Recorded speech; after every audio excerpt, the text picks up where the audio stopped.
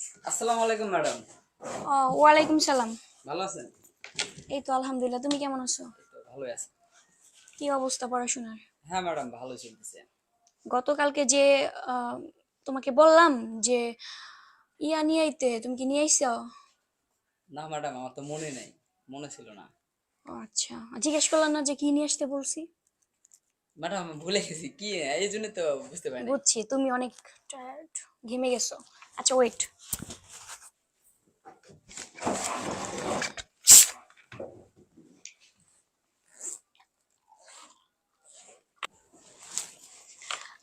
আচ্ছা এত দূরে বসছো কেন? একটু কাছে আসো, আসো এদিকে আসো। আচ্ছা সমস্যা ঠিক নাই। আছে। আর এখানে কেউ নাই, শুধু তুমি আর আমি আছি। ও নাও তোমার জন্য, খাও। আচ্ছা আচ্ছা, তোমার কষ্ট হবে, আমি খাওয়াই দিই। খাও। আচ্ছা না ম্যাডাম, না ঠিক না, খাও না, খাও খাও খাও।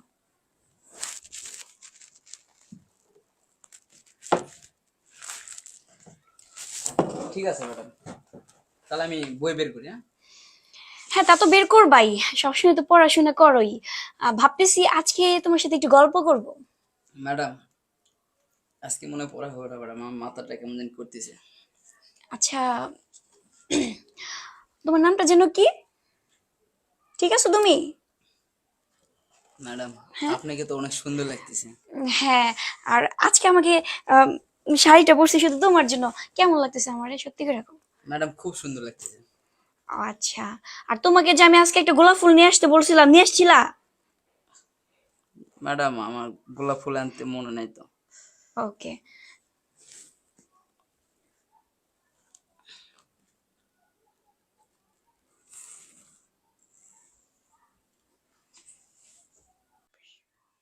অ্যাকশন।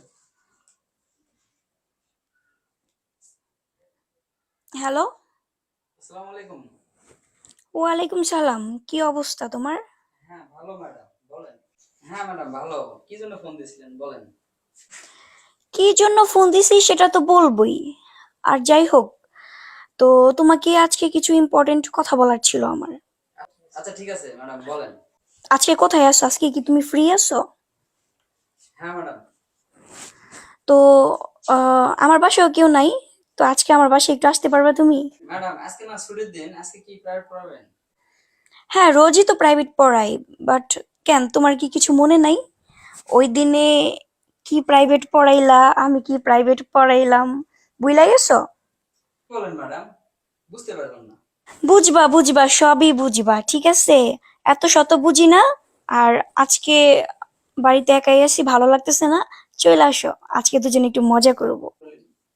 ম্যাডাম আমি আসতে পারবো না, আপনি কি উল্টাপাল্টা কথা বলেন, আমি আসতে পারবো না ম্যাডাম। কি? তুমি আসতে পারবে না মানে? দেখো, আমি কিন্তু সবকিছু ভিডিও করে রাখছি। তুমি যদি না আসো তাহলে তো বুঝোই, সবাইকে দেখিয়ে দিব। ম্যাডাম সেদিন কি ভিডিও করছেন, আমি তো কিছুই বুঝতে পারি নাই। ম্যাডাম দেখেন, আমি আসতেছি, ঠিক আছে, কিছু করেন না। ঠিক আছে বেবি, তাহলে জলদি আসো, হ্যাঁ? আচ্ছা ম্যাডাম ঠিক আছে। আসুক, আজকে মজা দেখাবো। ম্যাডাম বলেন। তুমি বসো বসো, এখানে বসো। না না না, এখানেই বসো। আচ্ছা ম্যাডাম বলেন, কি হয়েছে বলেন। আর দূরে বসছো কেন? এদিকে আসো না, কাছাকাছি হও। এমন করতেছেন কেন ম্যাডাম? এমন করতেছি কেন, তুমি কি বুঝো না? আর ফোনে ম্যাডাম ভিডিও বলে করছেন, কি ভিডিও ম্যাডাম? ম্যাডাম এটি কখন করেছেন ম্যাডাম? ও বুঝতে পারছি ম্যাডাম, সেদিন কোকের সাথে আমার কিছু খাওয়াইছেন, এই জন্য আমার মাথাটা ব্যথা হয়েছিল, ঠিক আছে ম্যাডাম। আপনার হাতে ধরে পায়ে ধরে ম্যাডাম, আমার লাইফটা নষ্ট করেন না ম্যাডাম। আমি আর আমিও তোমার হাতে ধরি পায়ে ধরি, তুমি একটু কাছাকাছি হও না না আমার। ম্যাডাম, এইসব করা ঠিক না ম্যাডাম। দেখেন ম্যাডাম, আমার লাইফটা নষ্ট করেন না ম্যাডাম। ও, আর আমি যে তোমাকে পছন্দ করি, তোমাকে অনেক কাছে পেতে চাই, সেটা কি তুমি বুঝো না? ম্যাডাম আমি তো আপনাকে ম্যাডাম হিসেবে জানি, ঠিক আছে আপনি। দেখো, আমি সাফ সাফ একটা কথা বলে দিচ্ছি, তুমি যদি আমার কথায় রাজি না হও তাহলে আমি এই ছবি সবাইকে দেখিয়ে দিব। আর কি করব জানো? তোমাকে প্রচন্ড পরিমাণ ভাইরাল করে দিব। বুঝতে পারছো? এখনো তাই না? সময়। প্রচন্ড পরিমাণে ভাইরাল করে দিলাম। তোমাকে ডিজিটাল নিরাপত্তা আইনে তোমাকে আমি মামলা করব। তোমাকে পুলিশের হাতে তুলে দেবো। তুমি ছোট ছোট বাচ্চাদের লেখাপড়ার নামে তাদের সাথে ফষ্টিনষ্টি করো। ভাই সেদিন আমাকে কোক খাওয়াইছিল, ঠিক আছে, কোক খাওয়ানোর পর আমি সেন্সলেস ভাই আমি জানি এর আগে ও এরকম একটা কাজ করছে। তারা দরিদ্র ছিল, তাদের পাশে মানুষ ছিল না, কিন্তু সেই ঘটনাটা আমি জানতাম। ভাই কিন্তু আপনি তার জন্য আমি ফলো করছি আমার ওকে। বাঁচান ভাই। কি পুলিশের হাতে তুলে দিব? দেখেন ভাই, আমার ভুল হয়ে গেছে, আপনি আমাকে মাফ করে দেন। আমি আর কখনো এরকম করব না। ডিলিট করো, এখন ডিলিট করো। বাচ্চাদের পড়ানোর নামে তাদের সাথে ব্ল্যাকমেল করো, হ্যাঁ? তোমাদের মতো শিক্ষকের জন্য অনেক ছেলে জীবন ঝরে যাচ্ছে।